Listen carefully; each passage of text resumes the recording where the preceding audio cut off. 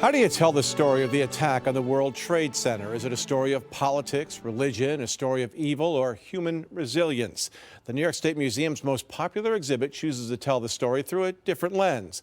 Liz Bishop here now to explain as we continue our 20-year look back at the event that changed this nation forever.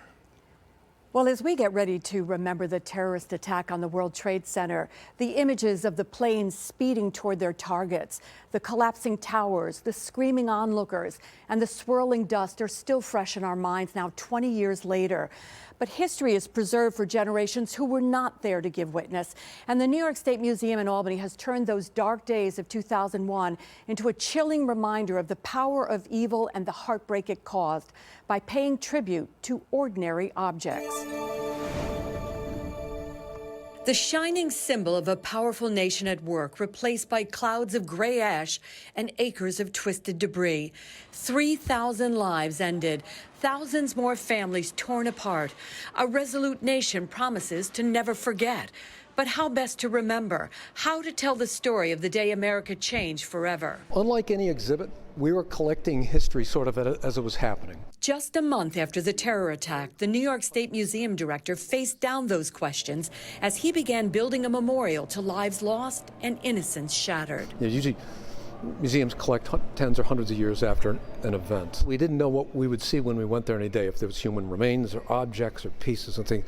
This is not things that museum employees normally see and do. Working closely at Fresh Hills Park with the NYPD and the FBI, he began curating a heartbreaking collection of moments in time, the surviving reminders of an act of terror intended to bring the U.S. to its knees. As destroyed and damaged that it is, it's remarkably intact. A fire truck that was schizophrenically altered by fire. So the North Tower fell on the front of this, and the back of it was poking out of the pile. Look at the back tires are still inflated. Enormous pieces of steel from the foundation of the World Trade Center.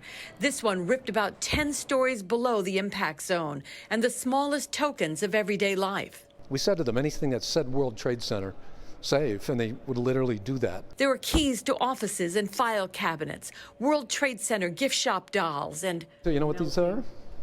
Is it an intercom? They're floppy disks. Since the World Trade Center exhibit opened at the New York State Museum, tens of thousands of visitors have relived the terror of that beautiful early fall day when thousands died and the sky rained ash and shards of glass on the world below. I'm seeing parents coming through with their children, and they're explaining to them what happened before they were alive and what this meant. So the parents become teachers. And for some, it is the simplicity of the found objects that hold the most heartache. So this is an armrest and seat belt from one of the planes, and we very simply label it 8:46 a.m. and then the timeline begins.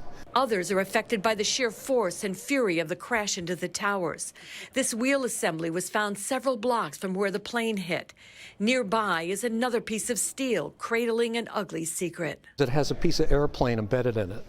Oh. So this metal honeycomb sort of material is actually a piece of one of the aircraft. So we don't know which tower, but this is from one of the impact floors. 20 years later, the World Trade Center gallery is the most visited in the museum, and September is its biggest month, as respectful visitors sadly witness the extraordinary in ordinary objects. There are so many pieces to the 9/11 exhibit at the New York State Museum. It takes 2 buildings to house them.